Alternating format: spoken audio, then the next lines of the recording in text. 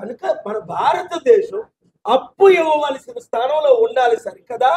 అప్పుడు కాంగ్రెస్ గవర్నమెంట్ 14 మంది ప్రధానమంత్రులు, బాగా ఆలోచించండి, 14 మంది ప్రధానమంత్రులు 54 సంవత్సరాల్లో వారు చేసిన అప్పు సంవత్సరానికి 1,00,000 కోట్లు మాత్రమే.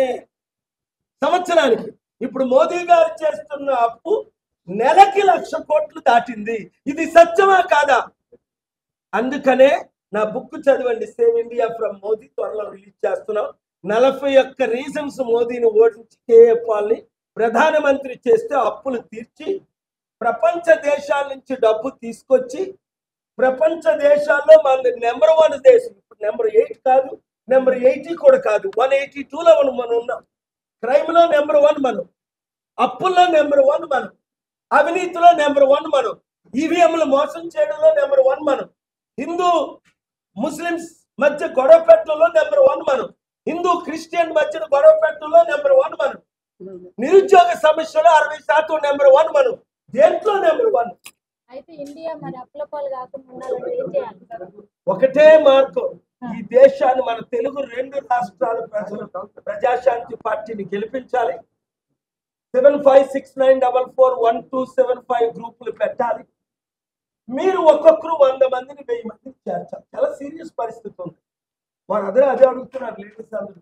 మీరేంటి అమెరికాను వదిలేశారు, ప్రపంచాన్ని వదిలేశారు, యుద్ధాలు ఆపడం మానేశారు, రష్యా యుక్రెయిన్ వెళ్ళట్లేదు, ఇప్పుడు పాకిస్తాన్ అయినా వెళ్తారా? ఎందుకంటే ప్రపంచంలో ఎక్కడ యుద్ధం అయినా, ఎక్కడ ఎర్త్క్వేక్ అయినా నేనే ఉండేవాడిని. అలాంటిది మన దేశంలో ఎందుకు ఉంటున్నారు? మన దేశాన్ని బాగు చేయాలంటే మన రాష్ట్రాన్ని బాగు చేసుకోవాలి. మన రాష్ట్రాన్ని బాగు చేస్తే దేశం బాగుపడుతుంది, మన దేశం ద్వారా ప్రపంచం బాగుపడుతుంది, మనం బాగుపడుతుంది. చాలా డేంజరస్ సిచ్యువేషన్ ఉన్నాం. India is the best country in the world with all it's potentiality, but in the hands of the wrong people, destroying its economy, its democracy, its secularism and its everything. సరే, ఇప్పుడు యుద్ధం వచ్చే అవకాశాలు ఏమైనా ఉన్నాయా? ఇది జరుగుతుంది, యుద్ధమే. ఏదో ఒక విధంగా వాళ్ళు యుద్ధం చేయాలి.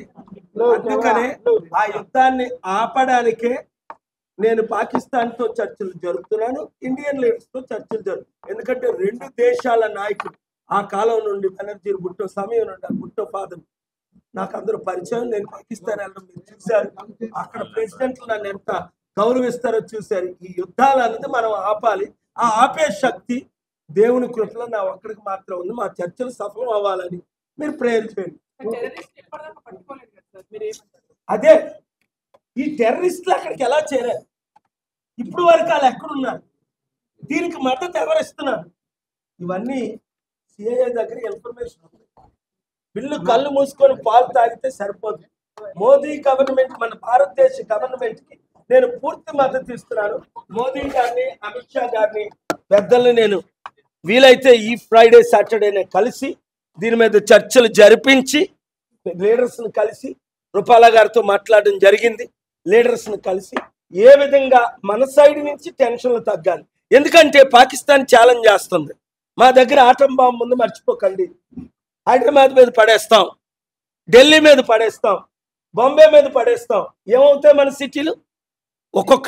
ఒక్కొక్క సిటీలో 2 కోట్ల జనాభా సర్వనాశనం, బూడిదైపోతారు.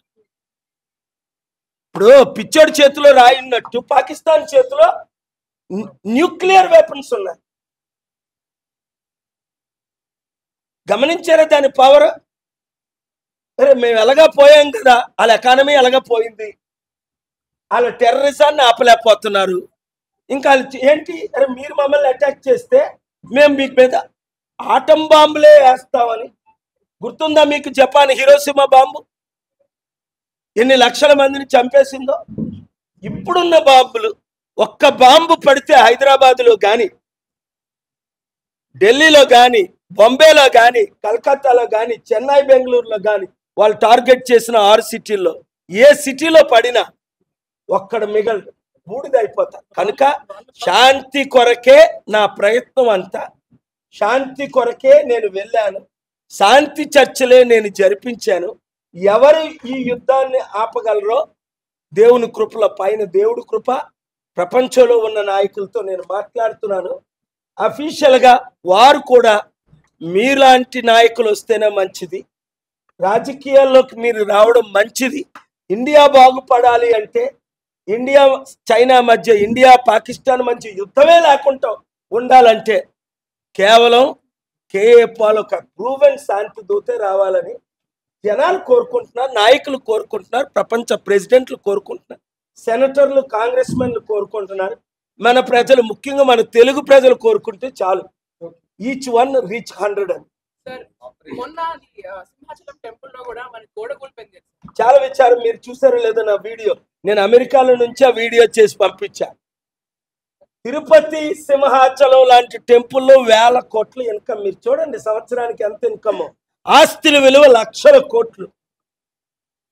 అలాంటిది ₹1,00,00,000 ఖర్చు పెట్టి, ₹1,00,000 ఖర్చు పెట్టి గోడల్ని మరమ్మత్తు చేయలేని ఈ రాజకీయ నాయకులు, వాళ్ళ దగ్గర ఏమో లక్షల కోట్లు. వీళ్ళు ఏం చేస్తున్నారు? ఇప్పుడున్న ముఖ్యమంత్రులు, ఉప ముఖ్యమంత్రులు ఏం చేస్తున్నారు? వచ్చే ఎలక్షన్ల కొరకు దాచుకోవడం తప్ప కాంట్రాక్ట్లు ఇవ్వడం, వాళ్ళ దగ్గర 7% తీసుకోవడం. ఇప్పుడు మీ మెయిన్ టార్గెట్ ఏంటి అసలు? ఎందుకంటే దేశ రాజకీయాలు మాట్లాడుతున్నారు, రాష్ట్ర రాజకీయాలు మాట్లాడుతున్నారు, ఇందాక పాలన ప్రధాని కావాలని మాట్లాడుతున్నారు. చూసావా? మీరు చూడండి, దేశాన్ని బాగు చేయాలంటే 2 తెలుగు రాష్ట్రాలు బాగుపడాలి, పాలన మారాలి. నేను క్లియర్ గా మాట్లాడుతుంది ఒకటే, పాలన రావాలి, పాలన మారాలి. నేను తప్ప ఈ దేశాన్ని ఎవడు బాగు చేయలేడే. మరో 10 సంవత్సరాల తర్వాత మీరు చూసుకోండి. అంటే ఇప్పుడు ఫోకస్ అంతా దేశ రాజకీయాల మీద పెడతారా రాబోయే రోజుల్లో? దేశ రాజకీయం, రాష్ట్ర రాజకీయాలు ఇంటర్నల్ లింక్డ్. నేను ఎప్పటి నుంచో దేశ రాజకీయాల్లో ఉన్నాను. రెగ్యులర్ గా ఢిల్లీలో నెలకు 1 వీక్ ఉంటున్నాను. మీరు ప్రెస్ మీట్ల ద్వారా చూస్తున్నారు, మీటింగ్ల ద్వారా చూస్తున్నారు. ఫైనల్ గా చెప్పండి, అన్ని పార్టీ నాయకులు కలుస్తున్నాను. అమరావతి దేశాన్ని కాపాడుతాం అన్నది ఒక ప్లాన్ ఉంది. మన దేశాన్ని మనం కాపాడాలి అంటే, ఇండియాని నెంబర్ 1 ప్రపంచంలో చేయాలంటే మన తెలుగు రాష్ట్రాలు. నిన్న అంతవరకు ఎందుకు వాషింగ్టన్ DC ఫ్లైట్ ఎక్కుతుంటే 38 మంది Telugu passengers, IT professionals, doctors, engineers, Hindus, Muslims, Christians. Sir మీరు అద్భుతంగా మాట్లాడుతున్నారు, మా ఊరు రండి అని వర్జీనియా నుంచి, మేరీల్యాండ్ నుంచి వాళ్ళు పిలుస్తున్నారు. ఇండియన్స్, మన తెలుగు వారు విదేశాల్లో ఉన్నారు అందరూ. ఈ నెంబర్ తీసుకోండి, 3468126546. మన మీడియా ద్వారా మీ అందరినీ నేను రీచ్ అవుతాను. మరలా నేను 10 days 2 weeks లోనే మరలా మీ దగ్గరికి వస్తున్నాను. చర్చలు జరుగుతాయి. ఇండియాని నెంబర్ 1 ప్రపంచంలో చేయాలంటే మన తెలుగు రాష్ట్రాలు. నిన్న అంతవరకు ఎందుకు వాషింగ్టన్ DC ఫ్లైట్ ఎక్కుతుంటే 38 మంది Telugu passengers, IT professionals, doctors, engineers, Hindus, Muslims, Christians. Sir మీరు అద్భుతంగా మాట్లాడుతున్నారు, మా ఊరు రండి అని వర్జీనియా నుంచి, మేరీల్యాండ్ నుంచి వాళ్ళు పిలుస్తున్నారు. ఇండియన్స్, మన తెలుగు వారు విదేశాల్లో ఉన్నారు అందరూ. ఈ నెంబర్ తీసుకోండి, 3468126546. మన మీడియా ద్వారా మీ అందరినీ నేను రీచ్ అవుతాను. మరలా నేను 10 days 2 weeks లోనే మరలా మీ దగ్గరికి వస్తున్నాను. చర్చలు జరుగుతాయి.